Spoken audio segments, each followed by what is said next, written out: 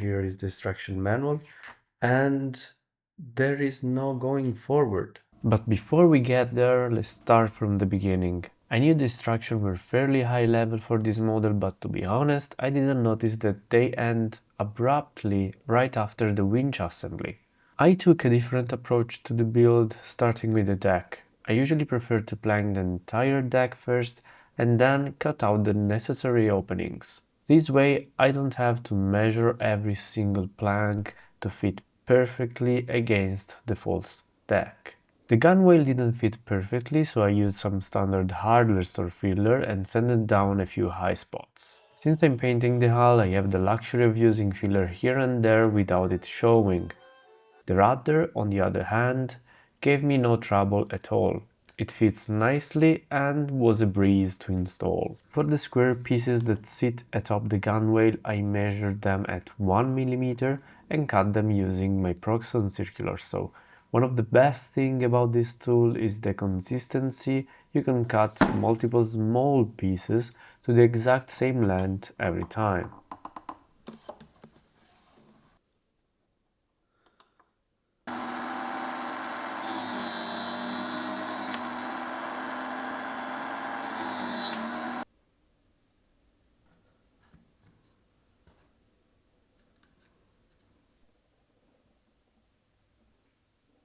Once that was done, I noticed another omission in the instruction. To fit the main mast into its slot, you actually need to remove two pieces from the false keel and the bulkhead. These are pre-cut, so make sure to remove them before planking. If you forget, like I did, you'll have to use pliers and a bit of unnecessary force. Is there really any other kind?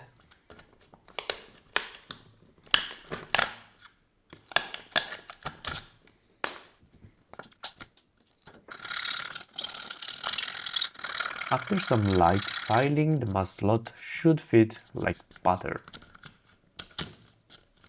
So let's now talk about the propeller. It's one of the components in this kit that just doesn't feel right. It's far too small. Additionally, the instructions offer no guidance on its placement.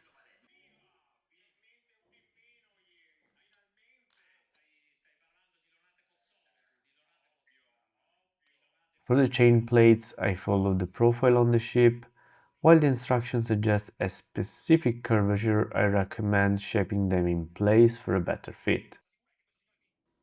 As for the other deck fittings, everything was straightforward, though I used a few builder's tricks to get them aligned.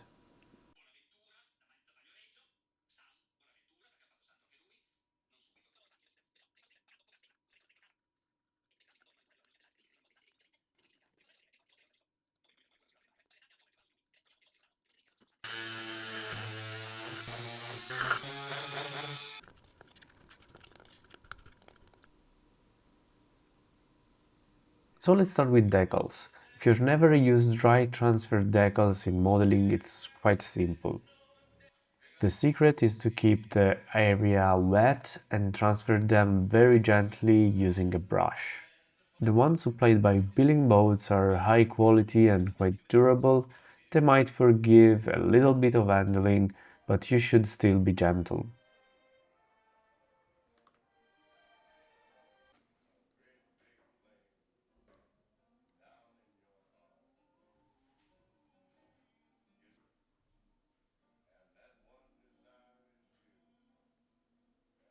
The main winch is simple to build and is actually well explained in the instructions.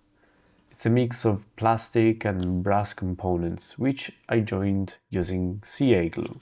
After assembly, it's just a matter of primer and paint.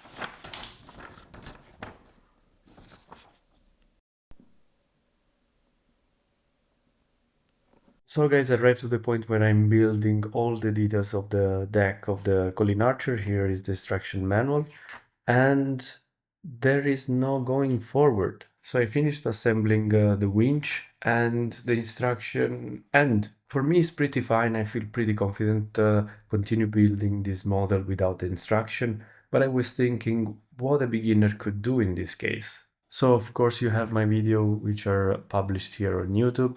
but still I believe that a more comprehensive instruction manual would be useful to a beginner. I mean, you have the plans, which are fine if you know how to read them, but for a total beginner, this could be overwhelming. So let's have a look at the manual together. So here you go. You start, you have some notes in all those languages, how you build the skeleton, you start planking, you finish the planking, start the deck, you touch the rudder, you start building some details of the deck, the structure, some other details, and then it's finished. There is no other instruction here, like where should I drill things? Where should I put this little piece over here? And where should I put all the squared pieces? What is the shape of the thingy there on the rudder? About masting and rigging, so it's not the end of the world. From this point on, you just have to move forward using the plans. First, I needed to shape the mast. The most important step here is preparing the slots for the rigging, which I did using the Proxon MF70. To center the cut, I placed a scrap piece of wood between the workpiece and the drill bit to visually align it. It's not hyper precise method, but for this scale, it's more than accurate enough.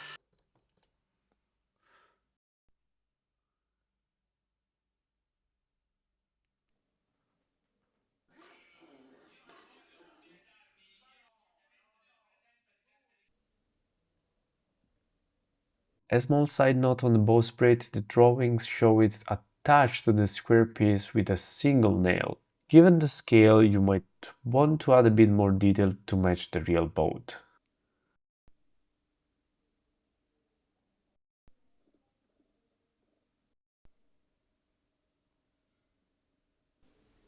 Fixing the dead eyes is pretty simple here. The drawing showed the dead eye attaching directly to the hook of the chain plate. A drop of glue and you're ready to go. As usual, I decided not to use the ropes supplied in the kit. The quality is so low that I honestly couldn't bring myself to use them. I'd rather not mast the ship at all than use those ones. Instead, I'm using rigging from dry dock models and parts, which are fantastic.